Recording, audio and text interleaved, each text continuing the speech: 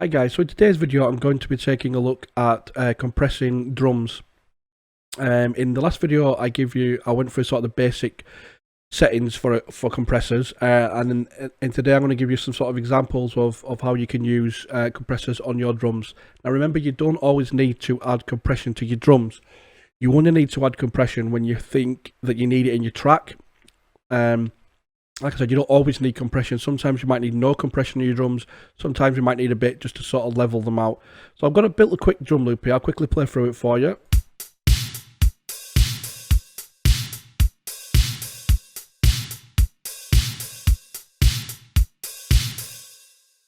So let's take a look at compressing that. So first of all, we'll work on the kick. So what we'll do is we will grab in this compressor. We'll use this compressor for the kick. Now this is one of my favourite compressors that I use for drums. I think that each compressor sort of sounds good on certain things. This sounds brilliant on kicks. So what we'll do is we'll go to load, we'll go to drums, and we'll use a preset. This preset is called dB. So what can you hear first of all? Well, you can hear what's actually happening. It's taking away all the bass. So what it's basically doing, it's compressing it. It's allowing like 3 milliseconds of the initial transient of the kick to come through, and everything else is being really compressed real hard, because look at the threshold sort of set to real low there. Look, you can see here it's doing quite a lot of gain reduction. That's obviously too much. So what we'll do is we'll bring the threshold right back down, and we'll work in it. Now, some threshold meters, basically, like this threshold meter says +10 and -20 dB. It may work differently to, say, FL Studio. You know, the dB may look different, or it may go off a different scale. So always remember, you do it by ear, not by sight. It's always by ear. If you think it sounds too flat, or you know there's not enough life in it, you can dial back on it. So what we'll do, we'll go through the settings. I think the ratio is too high, so we'll change it down to 4. So what we want really is we want attack. We want a bit of an attack. So on this occasion here, we're going to let 3 milliseconds go through. So we want the initial transients to go through, definitely. And we want a quick release. We don't want it, because if we don't have a quick release, what will happen is it'll start to compress onto the next track. So we want the compression to finish. The next kick. We want the compression to finish on the kick and then start fresh on the next kick when it comes in. So to do that, we want a very quick release. We're going to go for a hard knee on this, because I want the compression to sort of start straight away. I'm going to play it, and then I'm going to drag the threshold back till we start to see some gain reduction.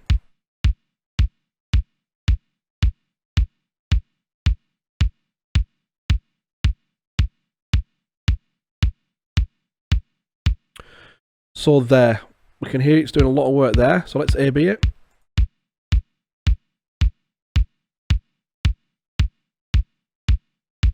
This might be quite hard to hear if you're listening through a laptop or you're listening through speakers, but if you've got some really good headphones, you'll hear the difference. So I'll try to explain the difference to you.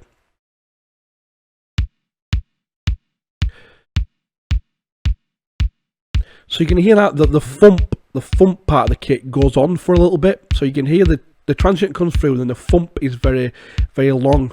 When we turn the compression on, you'll still hear the transient, but that thump part of the kick sounds a lot cleaner and tighter.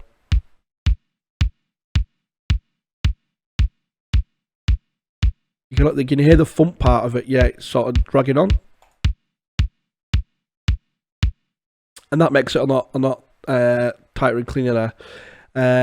So ideally on the kick, then, just to run through the settings, you choose your own threshold based on how loud you want the kick to be or what sort of sample you're using. We always want an attack, whether it's 1, 3 or 10. We always want an attack because we want to allow the transient of the kick to come through. I would normally go for around the 4:1 ratio on a kick, and want a quick release. So for example, if we was going to use the same sort of thing on, let's have a look at this one here. So let's compress it using the same. So we'll go for a 4:1 ratio. We'll go for a fairly quick release. So for example, on this one here, it's showing us 3. But on here, you know, it shows us different numbers. So just be careful when you're looking at that, not to get too confused. We'll go for a quick release, a quick attack, and then we'll just dial this back until we start to hear, because there's no meter, we'll start to hear it compressing.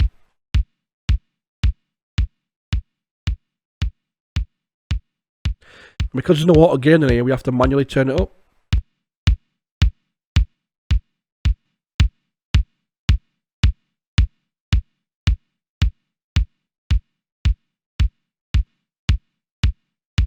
So we can hear it again, so the same sort of thing we can hear again. We can hear the boomy part of the kick being tightened up once we add the compression into it. And it doesn't sound as good as this, but it definitely sounds a lot better with compression than without compression. So let's go back to leave that one on.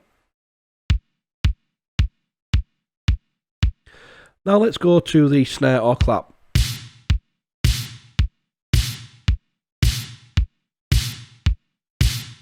Now for this one, ideally I would like to use this one on them all, but I'm not. I'm going to change it up a little bit so we can have a look at some different compressors. So this one, we're going to load up the Waves C2.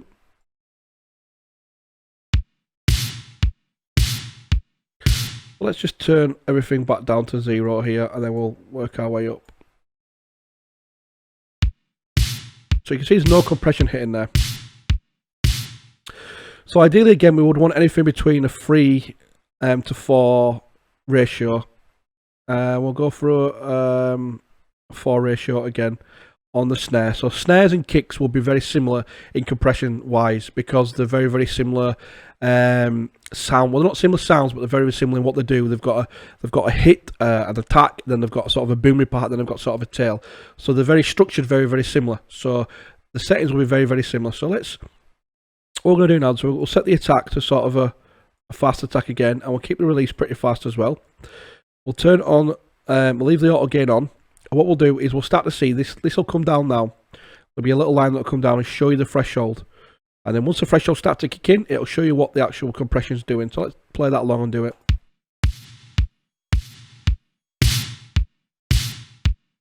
So we've got no compression there.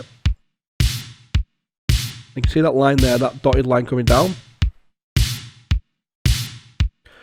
So now we're just catching the very, very top of it. Let's bring it down some more.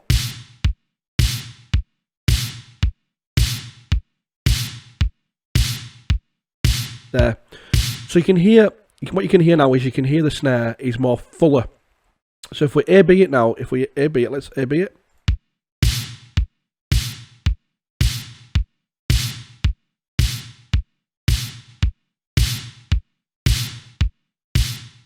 You can hear the snare sounds more fuller, and you can hear the top sort of end of the snare coming through a lot clearer now in the actual snare sound itself.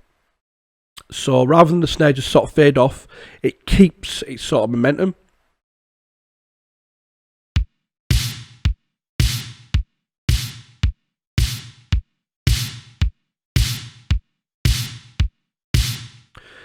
Well, the snare is a little loud, so we'll turn it down a little bit.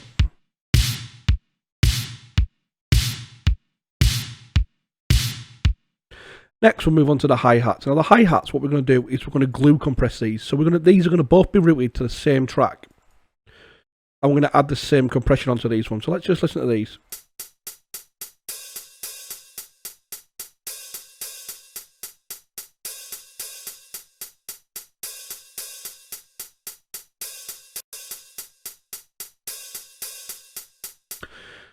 One of the things you can do with compressors as well is you have a lot of great presets built in. So we can choose a preset that sort of sounds similar. So we're looking at drums, and then we can tweak it. So we'll go with drums as a short attack, a sort of a medium release here, 4:1 ratio.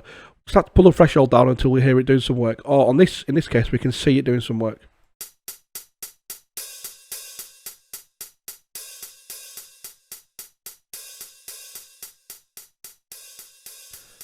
We can see. You can hear there with a fast release, you can hear like a pumping effect.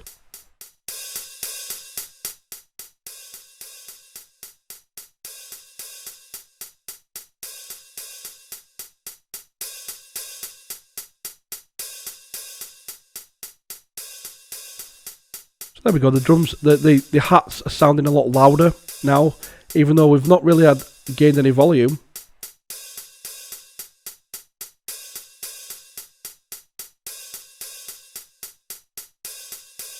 and then we play those together. So for hats, you'd want a fairly short attack. So we want just a transient of the hat to come through and a medium release on this. Otherwise, if we have a sort of a quick release, you'll have a pumping effect. That's something that you don't want. So you want a medium release on this. And then again, anything around the 4:1 ratio would be sufficient. You can tone it down a little bit if it's hot. So by hot, I mean it's sort of loud and maybe even being sort of distorted. You could turn the ratio down a little bit.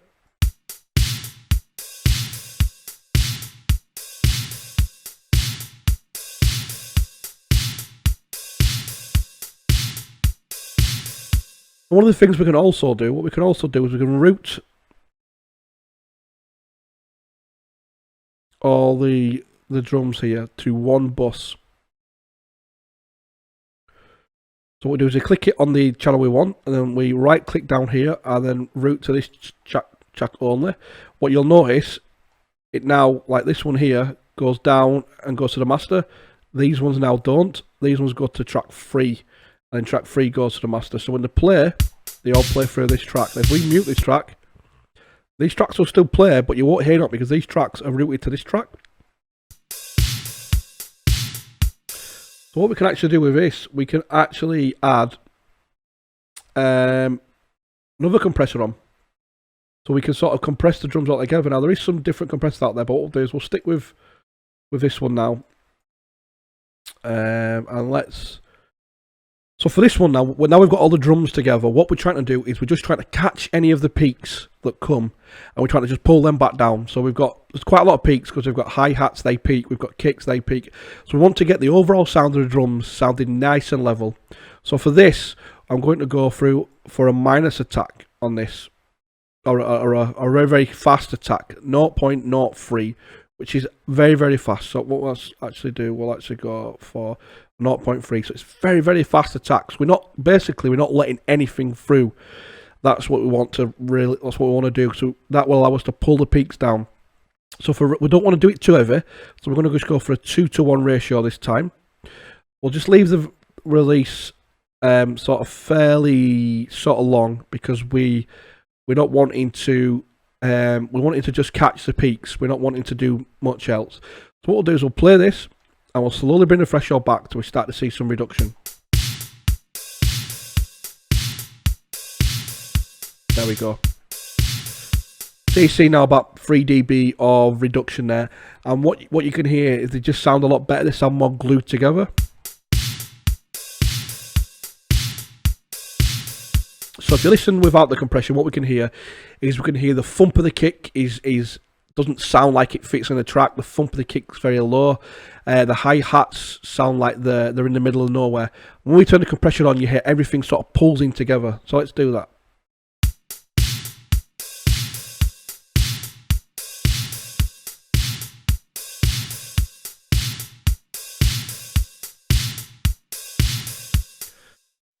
And again, these are very, very subtle changes that we're listening out for here. So that's why I would advise you listen with headphones. Now, one thing I advise you to remember as well.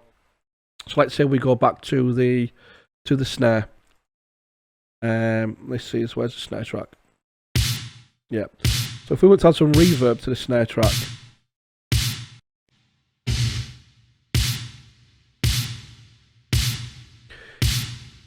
If we put the reverb before the compressor will not only compress the actual sound, it will also compress the reverb as well.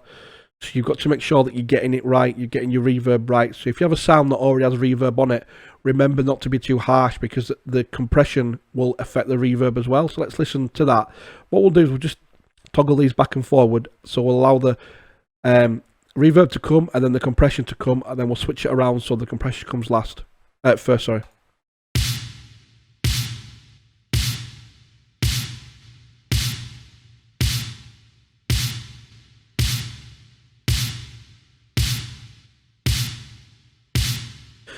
So what you can hear there, when the compression comes last and the reverb comes first, so the reverb's then hitting the compressor, we can hear it's a lot louder, it's a lot more pumping. So depending on what sort of effects you want to go for, the that would be a very, very good technique to get that sort of 80s sort of big sort of snare sound, sort of gated snare sound, would be to let the reverb go first and then compress it together just to pull it all back in. One of the other techniques that is used as well, if you're sidechaining stuff, so if you're sidechaining your lead and stuff like that, and you add sort of a sidechain into it, is just to add a compressor at the end of it, just to sort of level it out, and you'll hear the difference. So if we play it, if we, for example, we just play it with so you know what it sounds like.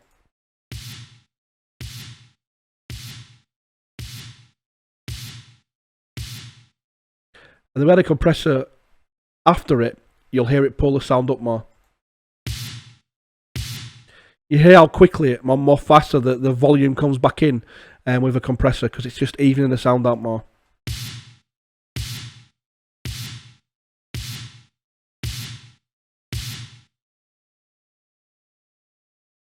Yep, so that's basically it for sort of drums. And then if you're looking at sort of other sort of sounds and as well, just so for example, toms will be compressed very, very similar to the way you would compress maybe a snare or a kick, because it's the same sort of timbres as the kick and bass. And then the kick and snare.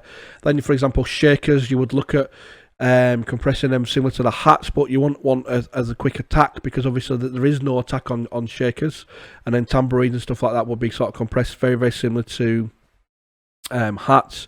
And then rim shots would be compressed similar to kicks, and then obviously rides will be compressed similar to hi-hats. You can sort of see there's a pattern sort of growing there. Yeah, but that's about it, guys, for this video. Next, in other videos, I'm going to look at how you can compress synths, and then obviously once we've done synths and stuff like that and keys, we'll then maybe move on to looking at mastering, using compressors in mastering. But for now, guys, that's about it. If you have any questions or comments, you can either go over to our Discord and you can join that and fire them over in there. Or if you want to drop some questions below, I'll certainly get back to you when I can. Thanks very much for watching.